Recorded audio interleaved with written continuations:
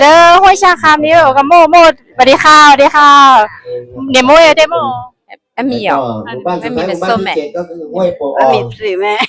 ไม่มีสีแม่ใช่ไหมอ๋อสีแม่ไม่ให้ทับสีเลยเว้น Diploma naila นั่นล่ะ Patola ทอล่ะเอาละนะมะจักรแย่โมจักรแย่เพ่อโมด้วยเพ่อแฮเพ่อหนูก็มาเป็นเพ่อ รู้บ้านได้เลย Oh mega wana heda Diploma Patola พอทอล่านะฮะพอทอล่าอันนั้นไม่ทอนะเจ๊ไม่ทอใช่ไหมโมล่ะไม่ทอส้มแม่เนี่ยทอกับเย็นละล้ออ๋อ jana